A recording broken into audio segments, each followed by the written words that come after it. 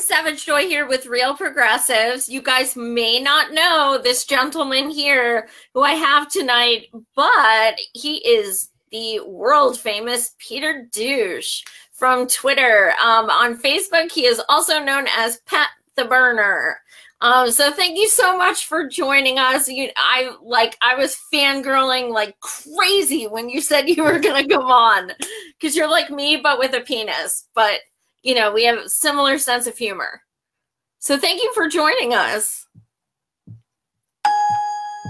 Oh no, I think you're joining us. So anyway, thank you so much for joining us. You're freaking awesome. You're actually one of the reasons I just joined Twitter a couple of days ago, because I was sick of like not getting a hold of people I wanted to come on my show. And I was like emailing people like you on Facebook and stuff, and it wasn't going through because we weren't friends. So I was like, fuck this, I'm getting a Twitter. And so far it's been pretty lucrative. So what made you start Peter Douche? I mean, I know you're a hardcore burner, and I appreciate that so much that you've stayed true to him as well. So what took it to that level that you created this alter ego? Right. Well, so I didn't start it until after the primaries, and I wanted a venue to point out all the propaganda that was being thrown at people.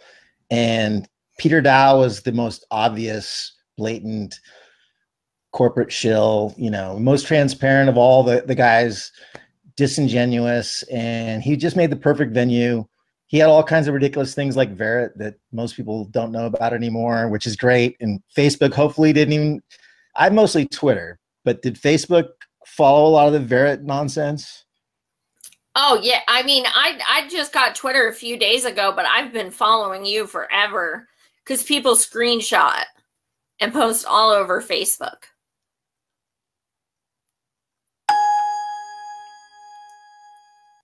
I think we lost him again. Okay, not sure why. I think he's doing it on purpose, you guys. So anyway, continue.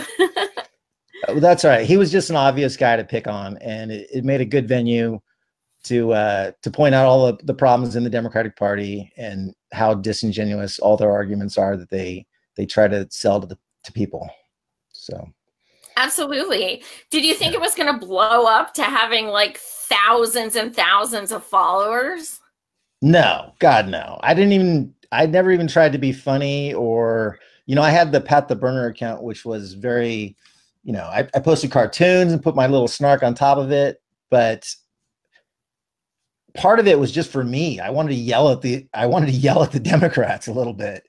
And that was the impetus from the beginning. But it took off, and then I got kicked off of Twitter, and that's when Free Peter Douche hashtag trended, which is how absurd that's how absurd our world is, that people were tweeting about me, some idiot in college, just angry at the world and angry at politics. But it said a lot also that people were that upset because of the censorship, and you know, the people that really followed all the stuff that happened in 2016 and 2015 have never really been heard, you know. And I think that's where I was not great, but that was why people latched on to my account. What was it that you tweeted that finally got you banned? What the fuck did you say? Well, that's the thing, so Twitter has explicit rules about, if you're a parody account, you must do X, and I did X the whole way through. So they just kicked me out. They said I was impersonating Peter Dow, even though they have all the rules for what it takes to be a parody account, and I followed them. And I just got one sentence back saying, "You're impersonating, you'll not be reinstated." End of story. Do you think Peter probably complained himself? Do you think? I mean, it's all speculation, but I mean, I was in the middle of a conversation with one of the worst people on the planet, at least on Twitter, Sally Albright. So she's a very centrist kind of person too. She worked for Newt Gingrich before she started spewing all these leftist or centrist points. So you got somebody that all these people that fawn over Hillary are following who worked for Newt Gingrich before this. And so I was debating her, so it could have been her. And she runs armies of little bots, and they mass report accounts. It's part of the strategy they have going forward. So it could have been that. I mean, it's hard to say, but I have no recourse. Luckily, I had my Pat the Burner account, which was also large. So I turned Peter Douche. He got kicked out. So I turned Pat the Burner into Peter Douche's liaison and did a whole, you know, it's just like WikiLeaks. I'm in the Embassy Suites hotel and in an Ecuadorian cafe, that kind of thing. But yeah. You see, you're doing something right. If they can, you know, if they find you valid enough to block you, that's pretty impressive. But did you think, I know it started kind of as a Shillery thing with Dow, but how about all these new people that we have now? Like we can expand from just Shillery to Beto and Kamala, and you know, now we have even more ammo. I mean, that's the thing, is that so Hillary she might actually be part of the conversation, but most likely not. And most likely we're looking at, I mean, Kamala Harris, they started promoting a year ago as the future of the party. And they really did put everything into her initially. And I mean, their primary is now on the Super Tuesday for the first time. So they advanced the primary, and their hope was that they could get her established early and put her ahead with a lot of votes right off the bat against Bernie, because California is her home state. But we've immunized Bernie from the attacks, and we've also attacked Kamala a lot because she's not a progressive and she's pretty awful in the big picture. I mean, she's one of those people that's okay. She's like Beto, better than Ted Cruz. Is that a selling point? Is that on your resume? Does that make you presidential material to progressives? No. So they've been selling her a lot. And the latest thing is Beto. They're trying to get Beto in there as the next heir to the progressive movement or something. And it's just nonsense. The guy voted to deregulate Wall Street. I mean, he's taken all kinds of oil and gas money. He's one of the few people that hasn't signed on.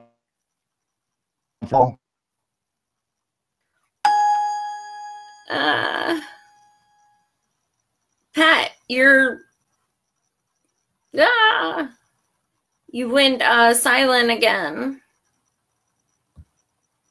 Okay, he'll be back. Sorry, guys. This is bananas.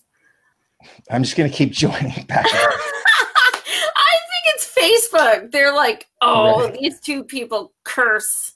It's the deep state. It's clearly the deep state. Absolutely. Right? Total deep state. Right. Yeah, I mean, has Neera Tanden ever come at you? She's blocked me, but yeah, we had some words. One of the few people I actually debated, I had a really long debate on Twitter as Pat the Burner, though, with what's his name? Kurt Eichenwald. Anyway, but that was hilarious, and that went on forever. I mean, he was angrily just typing as fast as he could, just 20 comments a minute to my one, and just looking foolish. But anyway.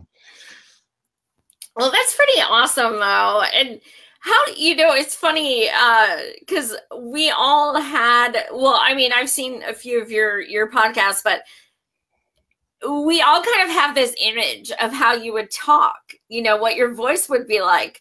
And when I first saw your photo and heard you speak, I was like, I don't think that's what I expected. I expected some like middle-aged, like grizzly, like, I don't know. Like, really? Yeah. Well, I am older than I look, hopefully. That's my aspiration my whole life, is to be older than I look. But yeah, so that's the weird thing, is a lot of people have never heard some of these people like Peter Dow even. And I mean, did you ever watch Peter Dow on television? Yeah. I mean, the guy lost a debate to Tucker Carlson. That tells you everything you know about Peter Dow. Yeah. I mean, but he's I mean, I don't want to go after him personally. None of this was ever to be personal against him.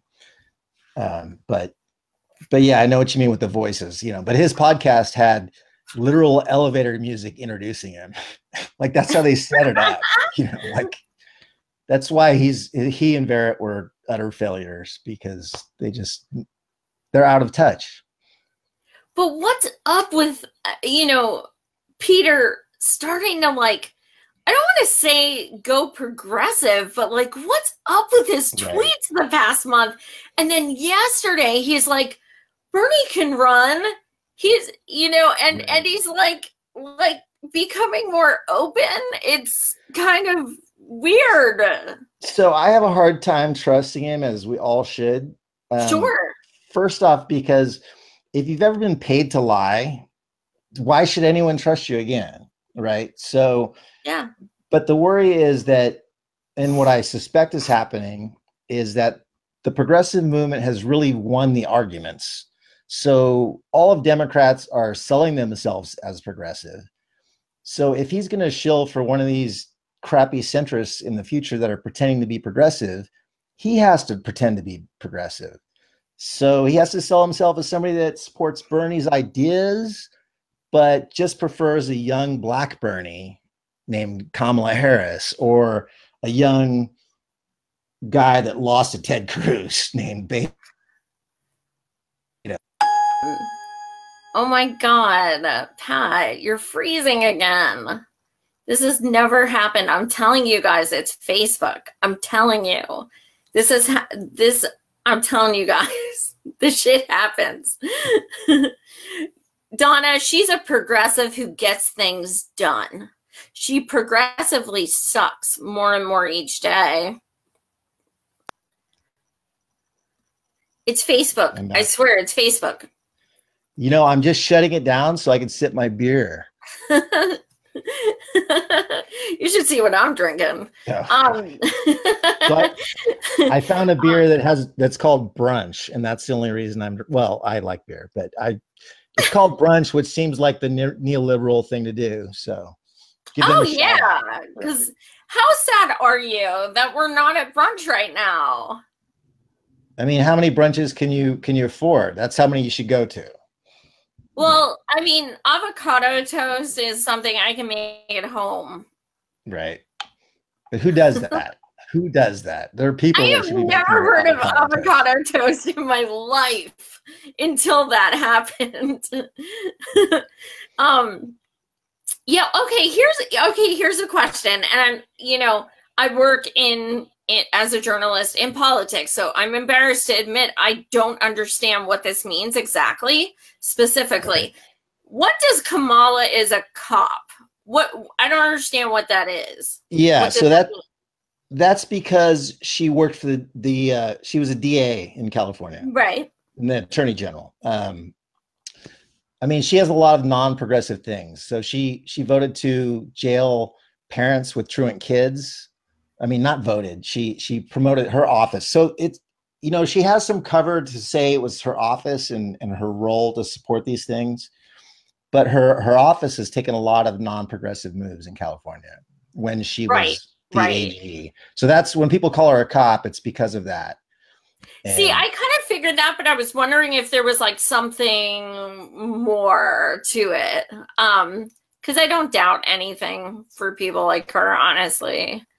But since you're in California, you actually, for us, like I'm in Pennsylvania, this is just, perception and research. But you guys, I've spoken to people in California who just find her absolutely abhorrent. Right.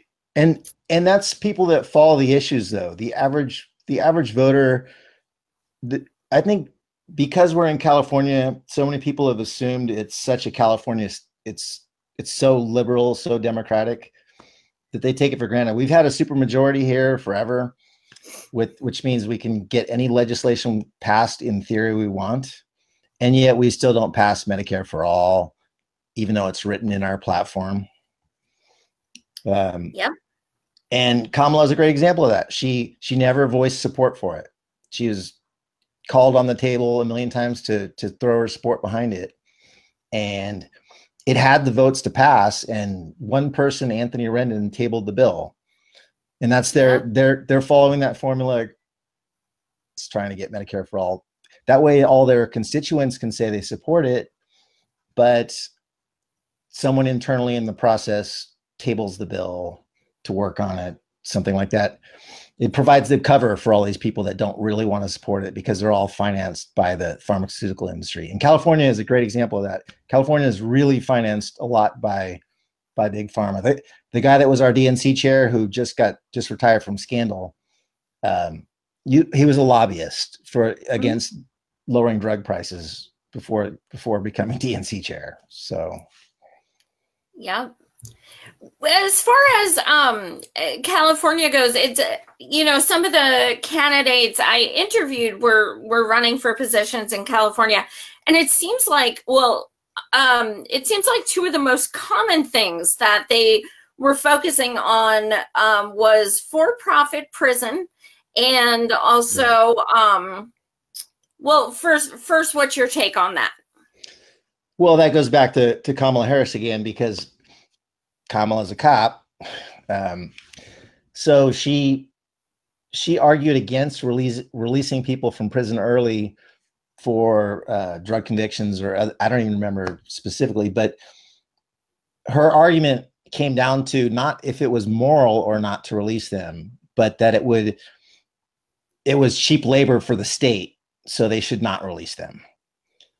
That's who Kamala Harris is. So when they say she's a cop, it's stuff like that. So yeah, privatization is a big thing with the donors. I mean, you look at Cory Booker out in New Jersey. His whole campaign was propped up by Betsy DeVos from the jump.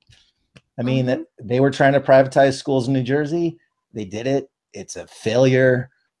But that's who Cory Booker is too, along with his pharmaceutical woes. Right. Yeah, he voted against Bernard's prescription plan, which I had Congressman Ro Khanna on for a third time last night. You guys, if you haven't seen it, watch it. It's one of my most savage shows. He probably won't be coming on for a fourth time. He was squirming quite a bit. But I did learn some things from his perspective that just kind of solidified. But yeah, Cory Booker, one of the interesting things about him, which I'm sure you guys saw as well, is, he was coming out very sanctimonious about, using tear gas on the children trying to come to the United States. And then here it turns out that he actually gets money from the people who make the tear gas. So he's just a total corporate shill as well. Yeah. Are you still there, Pat? No, it is the deep state. God damn it. It's so bizarre, but I know. I guarantee not to be gone for more than 30 seconds, and I will be back every time. I don't know what's going on there. Kamala, did you check out my show from last night, Pat? No, I didn't get a chance to. Sorry. Okay. So Kamala was, Roe started a legislation about a year and a half ago, which stated that he refused to take any, big money again. And he presented it to Congress. And in addition to Roe, 5 people signed it. For a year and a half, there have been 6 people on that bill. So my question was, now that Kamala has come out and said, oh, no, I'm not going to take big money anymore. Has she signed on? It's still at 6. So for anybody who's going to say, oh, no, she said she won't take it anymore. Here's what it comes down to. He was saying that her and others are saying they won't sign because then they can't take money from organizations like Sierra Club and stuff. And that's just, it's bullshit. Rose said, I consider those a PAC as well. It's big money. It's a business. And so they're kind of using semantics to not have to sign, essentially. Right. Well, as someone that worked in law for a while, you can sign a contract with an asterisk. Yeah, absolutely. You can sign it and say, except for the Sierra PAC and other donors I will publicly disclaim, or, you know. Absolutely. I know you can't do that with a bill, but it's the point behind it. It's like when Cory Booker was like, I pledge to not take pharma donors' money temporarily. Like, what does that mean? Like, who cares? That you just showed your ass. That's why he's done for 2020. Yeah. Did you see the video of Cory Booker today? No. Tell me it was awful. It was what?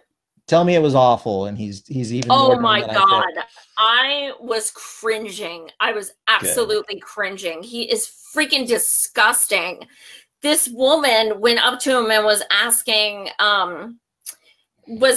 about him signing the no fossil fuel money pledge. Right. And he went off on her, like absolutely went off. He was such a pig.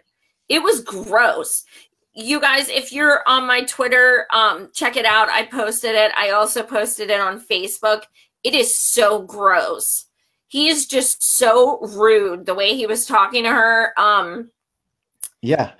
So his whole thing is bipartisanship. He's like, he's the wrong guy now. Nobody wants bipartisanship. I mean, look, that's a great theory if both parties worked, you know, genuinely to compromise on things, but that's not the world we're in. Nobody buys his crap, you know? Well, I think, do you think when you and I say compromise that it's different than when Pelosi says work together, like with the Republicans? Yeah, Pelosi and Schumer both are the problem, you know? So the idea that they want to work together with Republicans means they don't want to pass a progressive agenda. So, you know, any compromise they want to push on their constituents, their members, and the House and Senate, they're working against us. I mean, look at PAYGO. You know, they want to get PAYGO through, which is a blanket way to stop every progressive piece of legislation. Yeah, and Roe touched on that. I said, what do you think about PAYGO? And he said, it's awful. But he said, and a lot of people feel that way, but there are some who back her. That's the thing. So it's like, it's you know, it's hard because, you know, when I hear stuff like that, I'm just like, is there anything we can do? This is how people feel defeated because of this shit. But because it's like Trump, who all the pussy hatters hate. Oh my God, Trump, he's the devil, impeach him, go to jail, all this stuff.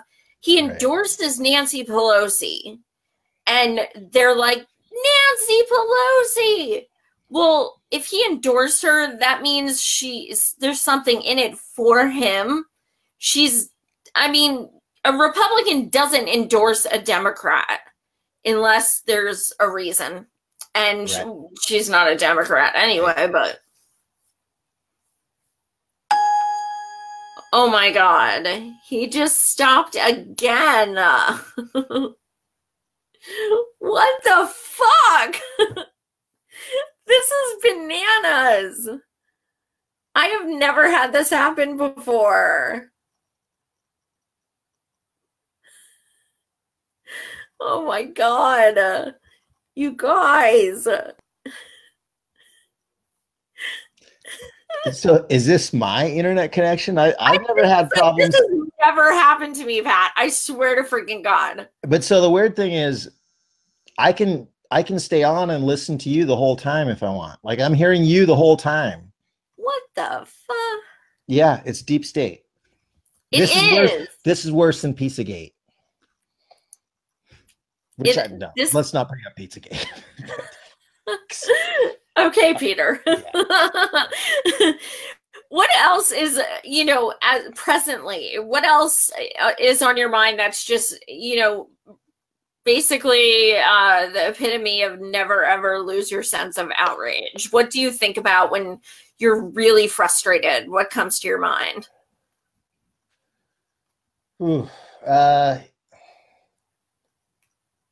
you know, I get mad at all these shows that are going to be promoting centrist ideology because I already see what's happening. It's already started again for 2020.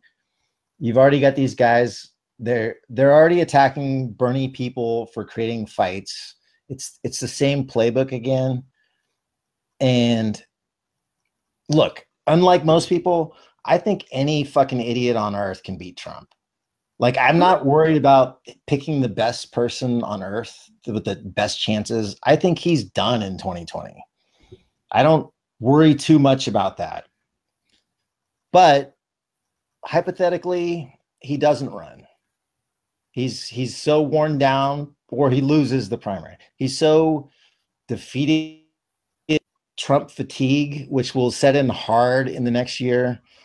I mean, I was just listening to NPR today, which is pretty bougie, so I'll drink to that. But they're saying 25 to 50% chance of a recession by 2020. So how would that play? That would be a death. He's done.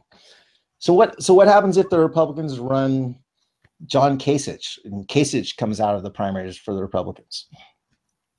What the hell does any Democrat have as an argument other than someone like Bernie, if that's the case? Because everything has been focused on Russia, and here comes this nice Republican, allegedly. He's a wolf in sheep's clothing. He's more effective at passing horrible things about abortion, and he's the nice, lovable Republican that average uninformed voters that are independent can go, oh, this guy seems charming, and that kind of shit wins elections. So I'm worried about that, more than most people, I think.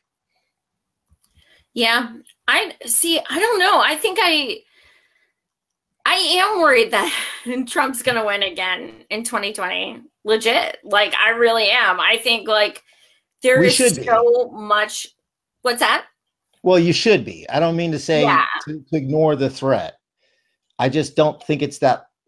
His base is all he has. And Republicans always tend to come home, granted, but Trump fatigue and the economy and his bullshit getting more exposed, and whatever the outcome is, the Mueller stuff, and his kids at least, I don't see someone's going to get indicted. There's going to be fallout. So, well, Pence too, though. That, oh God. So on that level, so if the Democrats actually somehow managed, am I still here? Okay. If the Democrats actually manage to impeach Trump and Pence, Pelosi becomes the fucking president, right? Is there a better way to lose in 2020 than if Pelosi is the president? I mean, I hate to, it's so unlikely, but you want to lose, impeach those two people, and we lost the presidency in 2020, guaranteed. Yep, that's a good point.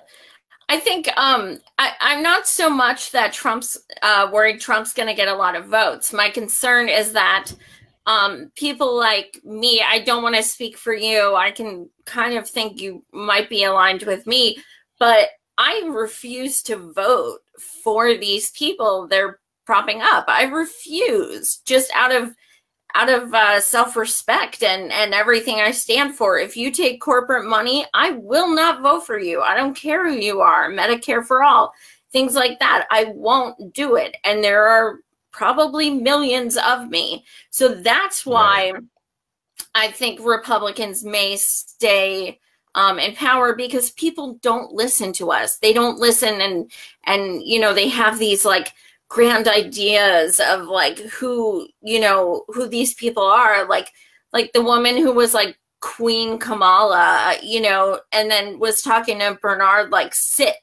sit Bernie, stuff like that. And it's you're talking to a Jewish man whose family was killed in a Holocaust, and you're talking to him like a dog. It was so disgusting. And this is how it's all over again, but even worse. Oh my God, Pat's gone again. This is so fucked up. Oh my God. How embarrassing is that? He's not going to come back one of these times.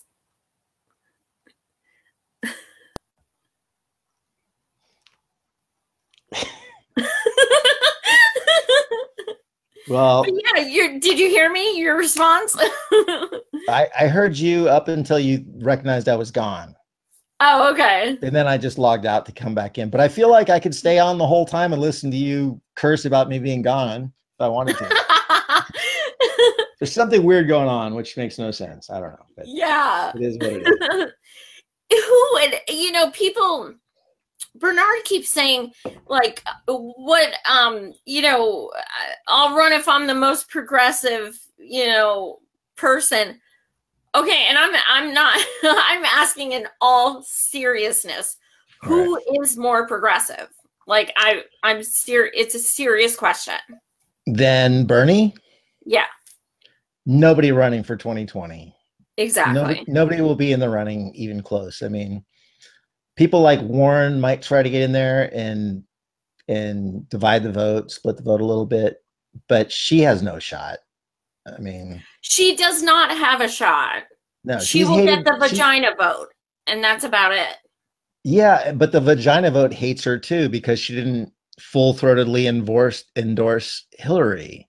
They hate her for just dabbling in Bernie. She was Bernie. Yeah. And she's, I mean, her record is not great. It was good at one point. She fought the banks hard for a while, and then it feels like she just lost that fight. And yeah, but she has no shot. No, because I think it's more, it's not just, well, first of all, the way she did Bernie was just so fucked up. I mean, he found out she endorsed Hillary live on the air. Did you see it? Yeah, His face. Oh. And she admitted, and I'll find the video when it comes time, but she was on a show not that long afterwards. After the election outcome, at a college somewhere, and basically admitted in a roundabout way that she was hoping for the VP endorsement, and that's what it was about. And for Hillary. Yeah, for Hillary. And I can believe that. That's what it sure looked like. Matching pantsuits. Right. Seriously. And the crazy thing is Hillary lost by such a small margin that had you picked Warren, who we didn't like, she still probably would have won. Mm-hmm. Yeah, I think, one thing that I do disagree with Bernard on a number of things. But one thing I really regret about his campaign is that, and I've never said this on the air, but I do know for a fact that Tulsi was going to be his VP in 2016. Okay. I know that for a fact. Now, that being said, if he would have announced prior, right, we would have gotten some of the vagina vote. Well, you know what? Unfortunately, identity politics is a thing. Yeah, and she is oh my God. You guys, is somebody doing this to me just to be mean? This is fun. I'm gonna go get a beer in a minute, god damn it. Okay, so back to Tulsi. Tulsi fills in all the gaps for Bernie. I mean, not that they're gaps, but they're perceived gaps about his military, female vote, people of color. I mean, of course, he doesn't have a people of color problem. He just has shills online saying he has a people of color problem. You look at all the polls, there are actually more people of color that support Bernie than white people. Like that's in greater numbers, people of color support Bernie than white people. So that argument needs to go. We need to hammer that argument away. We need to hammer Beto until he's not a thing. I mean, well, another thing is Simone Sanders, no relation. She's a woman of color. She worked for Bernard, and she actually penned an article about, I want to say a year and a half ago, and it was about, how infuriating it is for her as a woman of color to listen to people saying things like that, because she saw firsthand that he does care about people of color. When you are talking about helping people get better incomes, helping people afford housing, Medicare for all, this affects people of color. It does not make any sense. I mean, he kind of got arrested for civil rights and marched with Martin Luther King, so that's kind of something. Right. But well, so literally during their campaign, Hillary in New York, when it was the most critical time for her to win a state, because Bernie had been gaining a lot of momentum, and if he took New York, it could have been huge. She goes on stage with Bill de Blasio and does a skit called the Color People Time skit. Yep. I mean, joking about how she was late because of CPT time, long pregnant pause, Congress people person time. But it was a joke about lazy black people. That was the whole butt of CPT. That's what CPT is. And everybody there got the joke. But what a bougie white woman. Oh my God.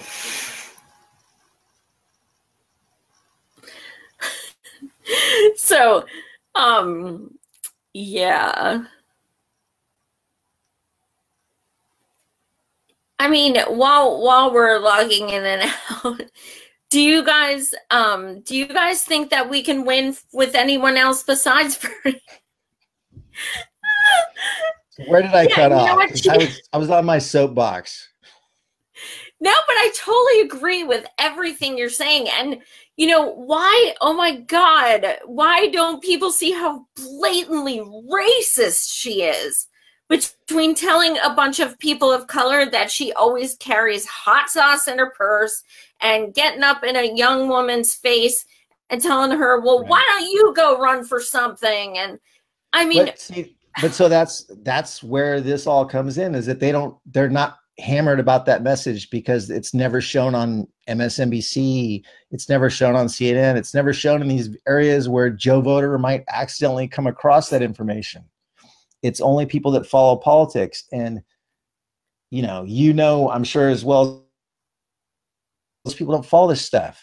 Ask someone who Tom Perez is. They don't know. Ask someone who Debbie Wasserman Schultz is that's not in the weeds with this stuff. They don't know. So if they don't know that, how do they know any of this stuff?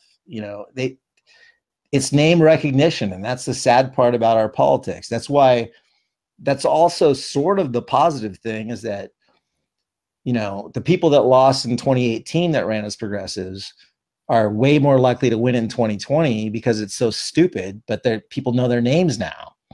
Mm-hmm. So, I see it in the comments as well. People are saying Tulsi 2020. I personally do not think she can win presidency. I don't. She doesn't have enough experience. As a VP, different story. I do not see her as president. What do you got? What do you think? Well, I mean, look at how hard the DNC attacked her in 2018. She's been on a blackout, and they've attacked her over her family's religion. And, there's some previous racism and bad comments from her family related to other, homosexuality and stuff like that. Bad. I'm not here to defend any of that, but the hit pieces that came from that, from an old position, from somebody who truly did evolve, and I know we have to watch people who evolve, but you could see, I mean, she endorsed Bernie, for fuck's sake. She dropped out of the DNC at all personal costs and backed Bernie. And the right loves her. I mean, she's got a lot of pluses, but name recognition, she's not where Bernie started at in 2016. So the idea that you're going to run someone like her and win, it's not going to happen. She may run, but if she runs because she ends up being Bernie's candidate, and I think on the debate stage, it might be nice to have someone like Tulsi for a while, because they're all going to be pretending to be Bernie. And so Tulsi could be on stage saying, look, pardon me while I interrupt you. And she could do her finger wag instead of Bernie and say, well, that's bullshit. You didn't believe that 3 years ago. Kamala Harris, you didn't vote for SB 562 in your own state for Medicare for all. So, you know, so she could be useful in that respect. But what we can't have is a lot of people staying in the primaries late in the game, because then the superdelegate vote comes into play again, and no candidate can secure the nomination on the first ballot if a lot of these people stay late in the game. And we're talking about 30 people running, worse than the Republicans. So, you know, the idea that superdelegate reform saved us, you know, in theory, it's great that they don't vote in the first ballot, but if you have 30 candidates, there's going to be a second ballot when superdelegates are going to vote. So, yeah, that's, you know, I myself am burn and turn 2020. Like, to me, that's my ideal. I met Tulsi. I think she's great. But Nina brings that fire. Like, she is just, each time I've met her, like, she just has that freaking energy. And she may be a Democrat, but my God, does she give them hell. And it's awesome. Look, I love Nina to death, and she could take it as well. I mean, at the VP spot. I mean, either one of those two would be phenomenal. I mean, she fills in a lot of gaps for Bernie as well, but she's got the fire. And look, if you had a choice between Tulsi debating someone and Nina, I would love to see Nina debate anyone. Oh, hell yeah. You know, especially someone stuck on their talking points. I mean, she'd murder.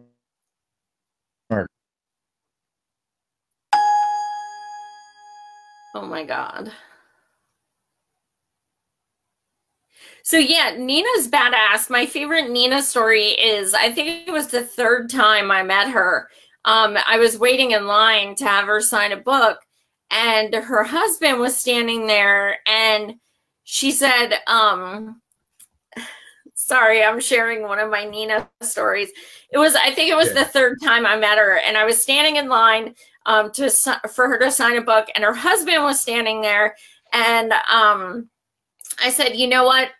I'm a heathen, but your wife takes my ass to church, straight up. And her husband lost it. It was adorable. He has a great laugh. But that's the thing. Like, every time I listen to her, tears just fall down, and I'm like, she's so inspiring. But the one thing about her, she may be a woman, but my God, do Hillary supporters hate her.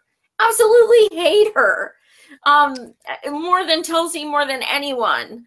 But they just absolutely hate her. Right, but that's almost great, because it just exposes how ludicrous all their sexism and racism arguments are.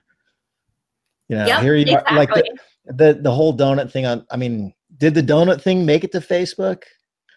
No, I don't understand it. I see all these posts and everything, but I just joined Twitter. So, yeah, what does it mean?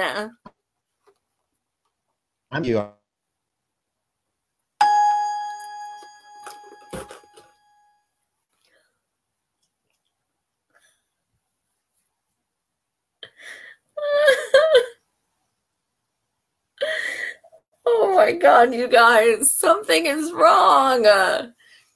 This is so jacked up.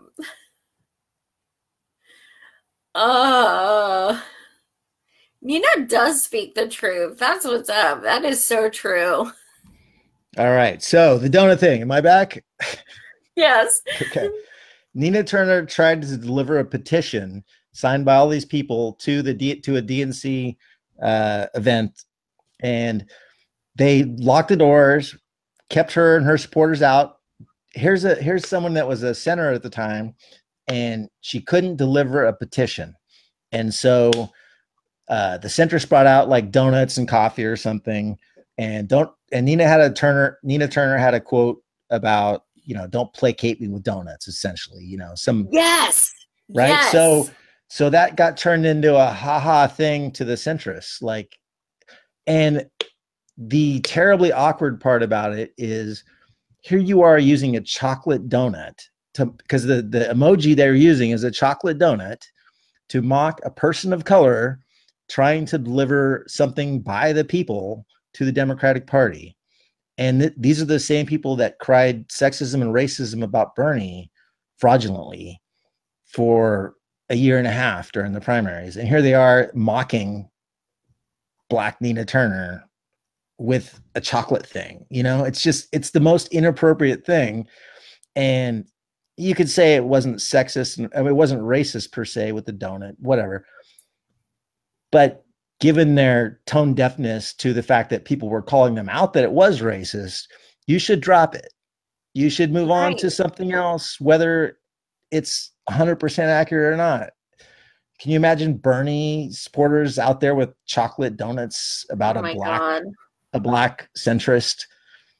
Do you know what I mean? It's just pointed out how ridiculous their arguments are. So on Twitter, the donut thing still exists. Yeah, I see it all the time. Wow. And it's all making fun of Nina Turner. That's what the donut means. And they wouldn't even let Miss Nina come out at the convention. They blocked her from coming on the stage because they told her she refused to endorse Hillary when she came out on the stage. And they said, you're not going out on the stage then. You know, you're gonna, first of all, she had every right to be out there, but you're gonna seriously take a woman of color and tell her, even though she's scheduled, you cannot come on the stage. Well, and that's the whole point at the convention. They did everything they could through the entire campaign to not bring the Bernie voters back into the fold. And we still voted for her more than her own voters voted for Obama back in 2008. We still were like, fuck it, that was the worst thing ever, but we're going to vote for you because we don't like Trump. I mean, not me per se, but that's how people, you know, and that's fine. But overall, we still, you know, Bernie supporters still voted for her more than her own voters supported Obama. And they're still trying to blame us as if, you know, we've fought these arguments on Twitter for a year and a half and we're all over it. It's just old talking points. Well, I was at Occupy DNC. Were you there? Right. No. That was like seriously one of the worst weeks of my life. It was so bad. Just having people like delegates coming out and just crying. It was, God, I still have like Occupy DNC PTSD. Like it is a thing. Right. It was, God. And I'm like, I'm so scared that will happen again. Because it's if it does, like I'm done. Like I've got nothing left. I have no more fight. Like I am done. And I'm sure they will try to cheat. I have no question of that. But you know, everyone knows 2016 would be a million times easier to handle if there wasn't cheating involved. Well, first of all, Bernie would have won. But even if not, it still would. She would have gotten more votes, first of all, had she not cheated. You know, I think it's so heartbreaking that we all want him to run because he's what's best for our country, but also because he deserves this. He should like automatically be given the presidency because it was stolen from him last time. Right. And so that's the thing we have to watch out for coming up is that, I mean, everybody is going to actually hijack his entire platform. Yeah. They're all going to be him. So you really have to bring it back to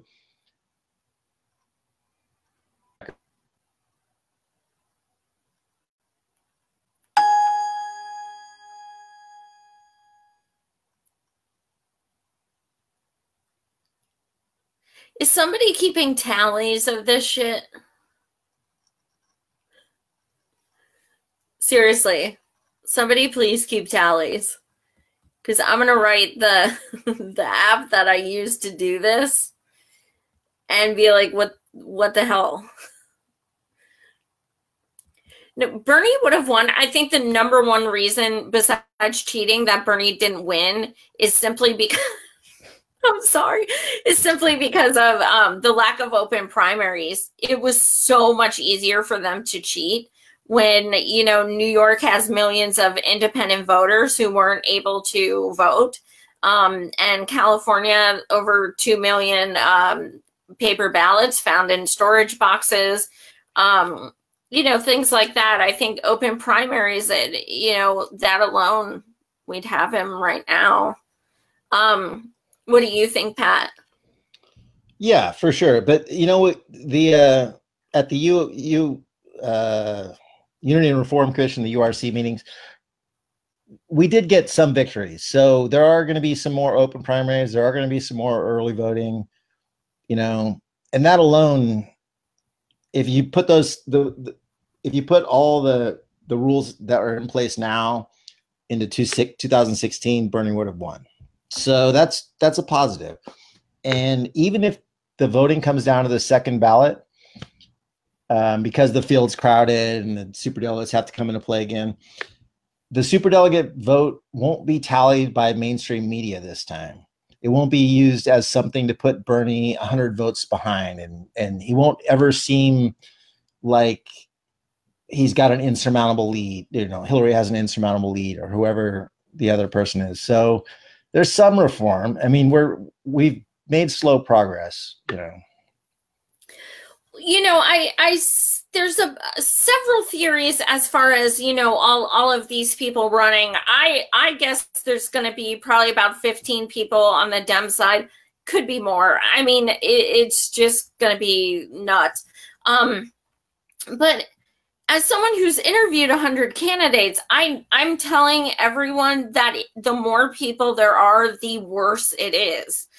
Just because I've seen people who have so much support, but then they're running against 11 people and the vote is so divided, even right. The person who wins gets like 20%. Well, just imagine 20 people on a debate stage and Bernie gets 5 minutes to talk in a debate. And then even if he talks for a long time and says all the right things, well, the sound bites rule the narrative, because a lot of people don't even watch the debates. I mean, it'll be an epic debate. A lot of people will watch, but the sound bites that get recycled for the next week from the debates, CNN and MSNBC can choose to select the ones they like. Sure. So they can, on their own, prop up someone like Beto like nothing. You know, that's what we have to worry about. Right? Also, okay, so I think I messaged you these, or tagged you at least, but Obama apparently met with the white Obama and Cory Booker, or not Booker, Gillum. Yeah, what are your thoughts about that? Because he met with them. Hi, baby. Sorry, this is my gay rescue, undocumented gay rescue cat of color, Pablo. Aww. He just popped into the scene, so he's gonna cut me if I don't feed him soon or something. I don't know how it works. Yeah, so they all went to kiss the ring with Obama, you know, and because a lot of Democrats don't follow this stuff, and it's personality.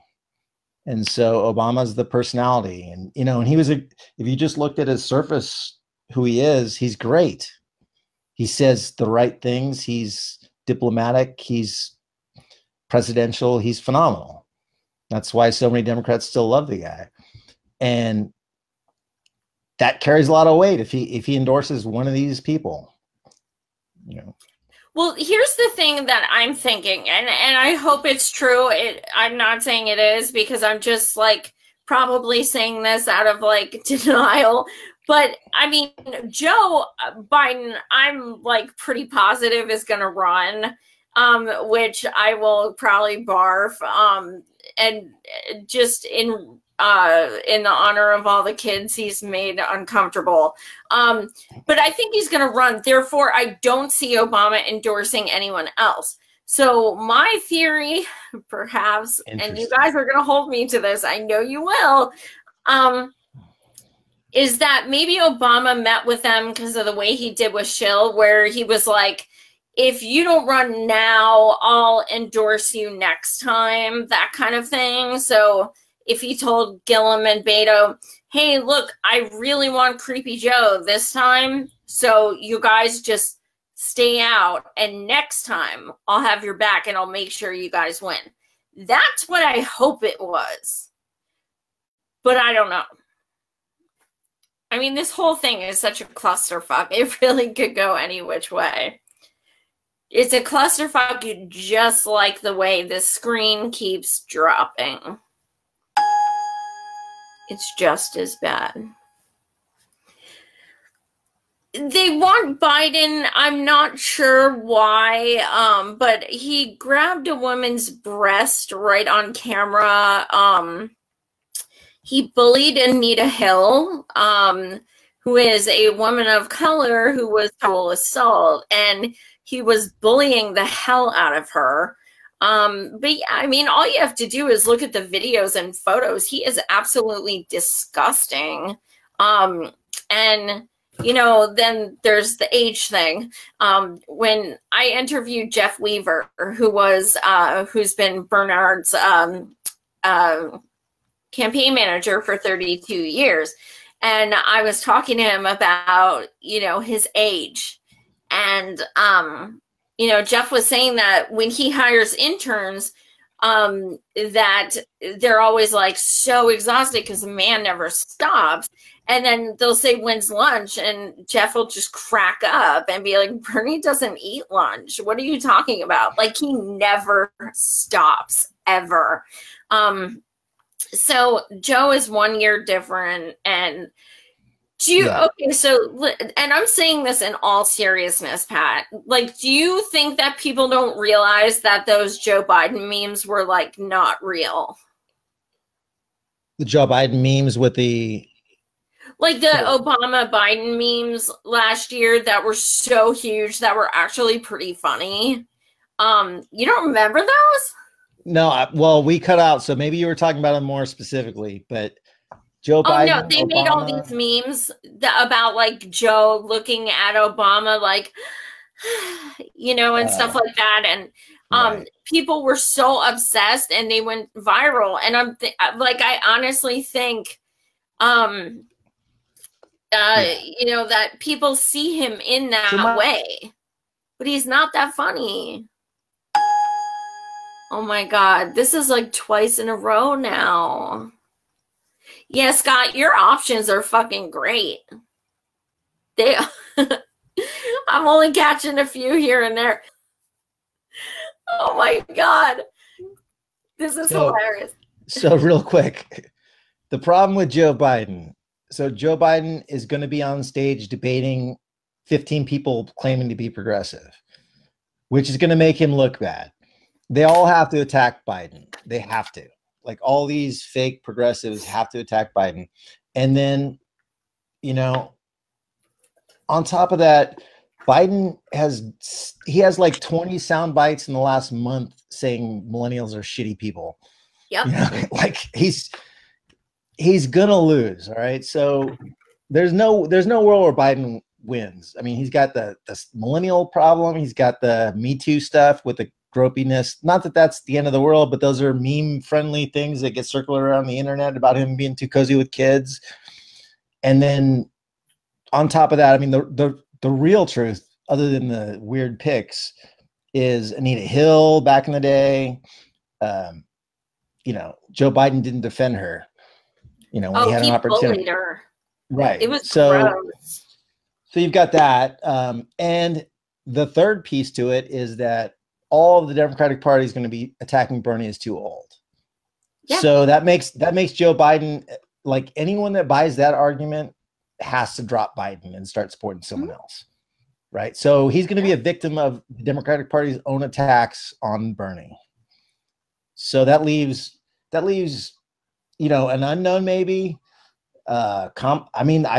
It's still going to be Kamala Harris in my mind, but who knows? You know, things happen in the debates. They all put all their forces behind somebody, but it's not going to be some billionaire. It's not going to be Steyer. It's not going to be Eric Swalwell or whatever the fuck his name is, or any of these people that are on MSNBC all the time that people are like, he said some shit about Trump. Let's get behind that guy. You know, none of those people are going to make it out of that. Yeah, absolutely. And you know, the interesting thing about Trump is Bernie has stepped to him from day one. And he doesn't just, you know, like he straight up calls him a pathological liar and racist and stuff. Yeah. Who else says that to him? Well, and that's the thing. So this goes back to why I don't worry about any Democrat beating Trump. I worry more about the fact that any Democrat can beat Trump. You know, I worry Yeah. more about that's what I'm afraid of, you know. So, but Hillary lost because she was terrible in every respect. The right had vilified her forever. She was the most unacceptable candidate to anyone that was independent, that had listened to Fox News, that had researched via WikiLeaks, that was sort of paying attention. You know, there isn't, as awful as all the Democratic candidates are, no one will ever be as awful to Republicans unless Nancy Pelosi's on the debate stage than Hillary was. So Yep. that's why I don't worry, but I worry because of that, they're going to double down on pitching us the shittiest fucking centrist, and that's what they're Yeah. doing. I mean, Absolutely. I agree that about Kamala. I think um if Beto runs, I think we're fucked. Of I think him getting the nom. Not that he'll beat Trump. He won't beat Trump. yeah. I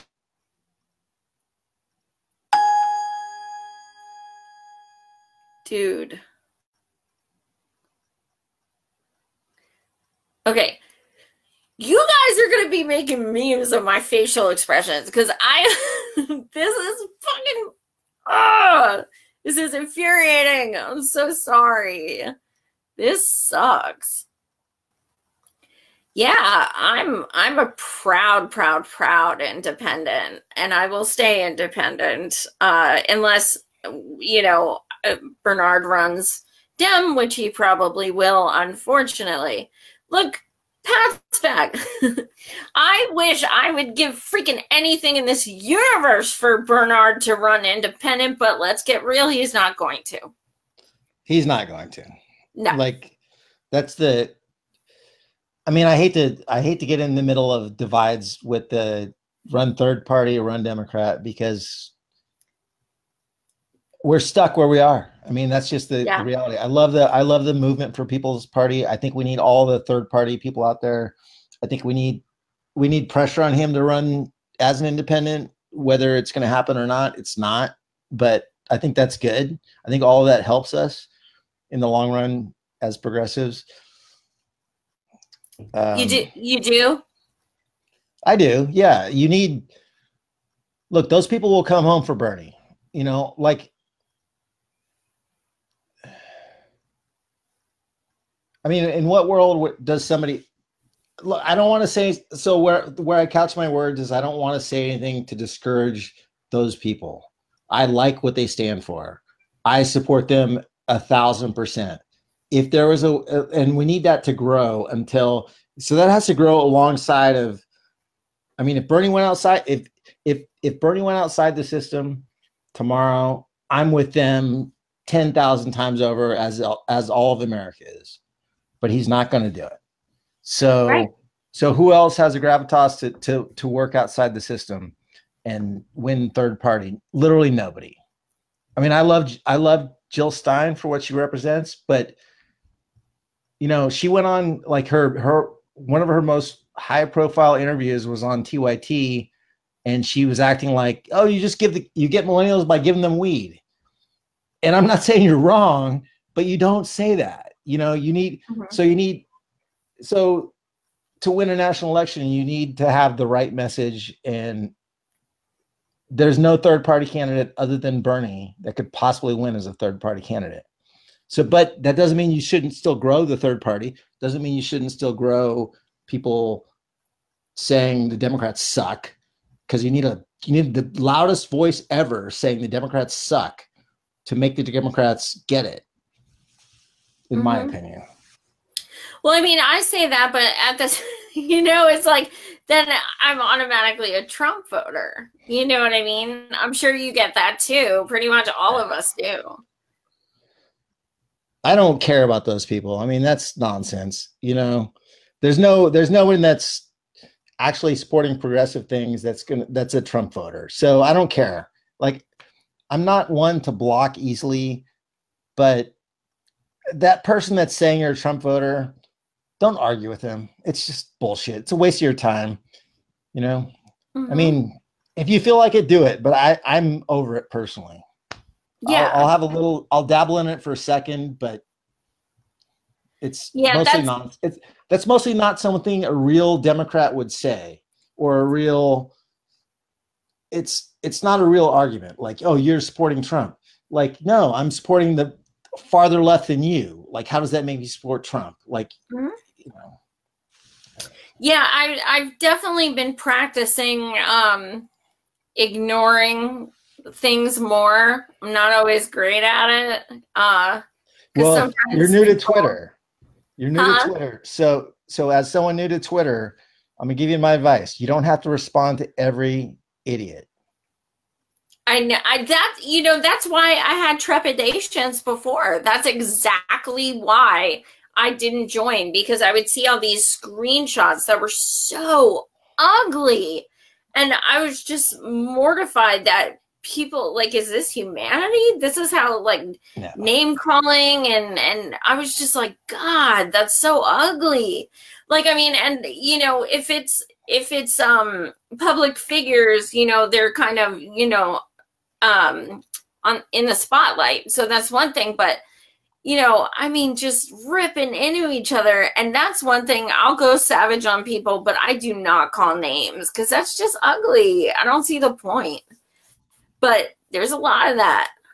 And unfortunately, we have to kind of do our best to kind of ignore it. Well, online, so a lot of that support for centrist stuff is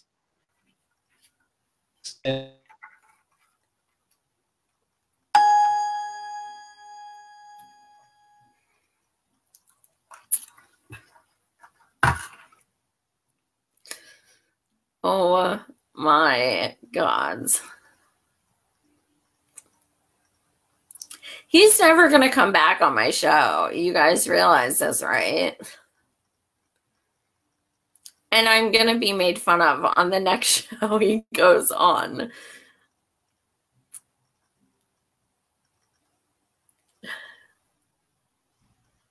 This is hilarious. I'm going to cry in the fucking fetal position. This is hilarious, actually. I'm sorry. I don't think no, don't apologize. I feel awful. Well, I don't know. I mean, the weird part about it is I'm actually literally, I can watch you the whole time. So that's so weird. I never lose my internet connection. So that's what I don't understand about the thing. Like, I'm watching you the whole time. But anyway. It is the deep state. Deep state. Damn Russians. Pizzagate. Well, so what are your hopes? What do you want to leave with our viewers? Oh my God, 545 comments. You're gonna read all these, right? Definitely. I can't see them now, though. That's the weird part. I don't know how this works. You have so much love and support. It's amazing. But a lot of fans. Right. Yeah, I see people are telling me to go out to Cali. I would love to. I've never been. I would love to. I've been to Europe a few times, but I've never been to California. If you ever come to exotic Sacramento, let me know. Ooh. Sacramento. Ooh. Oh, you know what? Speaking of California, who did you follow in California that you really wanted to win? Next to nobody. I mean, we ran the most centrist bullshit people. You know, I had a friend in town run for Sacramento DA, and the Democratic Party actually ran against him.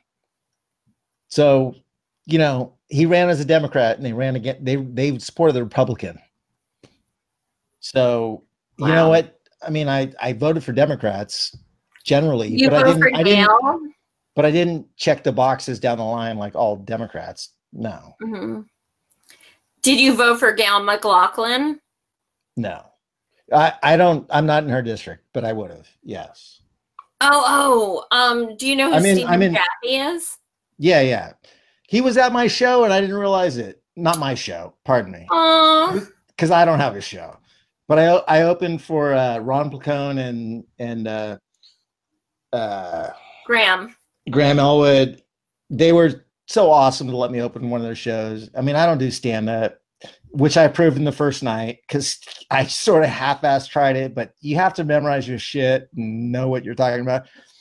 But I had a great time with those guys and they're phenomenal. Anyway, he was at the San Francisco show and I didn't get to meet him there. I didn't realize, but I had him twice. He's a beautiful soul. I love him to pieces. But yeah, so it just something to leave our viewers with. What do you see in the future for us as progressives? What can we, when we're feeling defeated and stuff, what can we look forward to? All right, so look at Ocasio-Cortez, right? So she's young. She's not ready for anything bigger than where she's at, but she's great at where she's at, right? So just today, she's exposing that new initiates to the Democratic Party are being courted by speeches, all sponsored by lobbyists. They're not there's nobody else, like, hey, welcome to Congress. Here's a speech by a lobbyist. Right. So she's exposing a lot of that. And even if we don't have a lot of power, if we have a few people that stick to their guns, those people that stick to their guns are going to win re-election. They are not going to ever go away. Like exposing the bullshit going on in the party is the future of taking over the party, is the future of passing legislation where there's ranked choice voting, for example, or something that evens the playing field somewhat.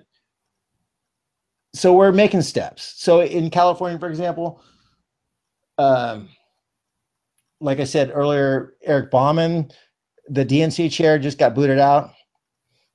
So he was a pharma lobbyist. Progressive actually took over the DNC in the state, but the vote for DNC chair we lost because they have super delegates or the equivalent of it. But he's gone. So we're taking over.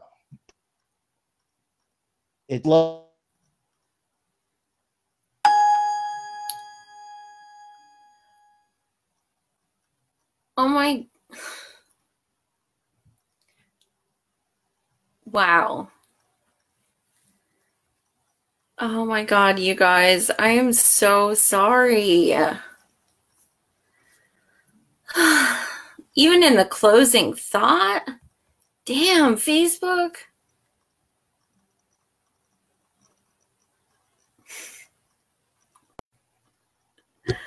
Oh my God. Even in the closing fucking thought? Are you kidding me? I can't even have a closing thought. Burning 2020. If I get cut off, it's burning 2020. Let's end on that. And fuck Kamala, fuck Booker, fuck Beto, fuck Kirsten Bilderbrand, fuck them all. But not literally. No. Thank you guys so much for watching. Thank you, Mr. Douche. We adore you. We love you. You make us laugh. You're amazing. And I know you're modest because I can see it all over your face. Like, shut the fuck up. But you are so great. And I look forward to getting your book. I ordered it. I look forward to what you write to me in it. I appreciate that. And so the book is going to be on Amazon soon. I encourage everyone to not buy it on Amazon. I'm going to sell it myself still at inconvenientdouche.com. But I want to reach some centrists.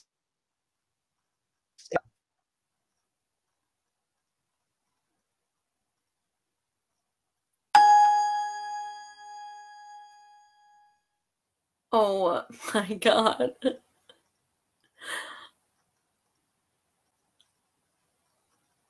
Oh, you know what? I think it is because I'm dropping a lot of F-bombs. Maybe that's why. I think it's because I'm cursing a lot. Do you think that's why? Really? I Is that curse it? all the time, though, you guys. I don't think that's it. No, Well, it's hopefully they're learning something if they're watching. all right. Well, anyway, thank you so much. In case I get cut off, but I appreciate it's awesome. You're awesome. Absolutely. I love you. Aw, hearts. I'm really sorry. Please don't hate me. Please don't make fun of Never. me on the next next show you go on. No. I feel like it can only go up from there. Um, so thank you guys for watching. I love you. You're freaking awesome. You guys are why I do what I do. Monday, I have an election integrity analyst named Jennifer Cohen coming on. She's helping with Tim Canova. And Thursday, I have Graham Elwood. And then I'm probably going out for my next surgery. So I'll try and get some other shows in when I can. But thank you guys so much for watching. And thanks again, Pat. You're amazing. Joy, you rock. Appreciate it. Have a good weekend, everyone. Cheers.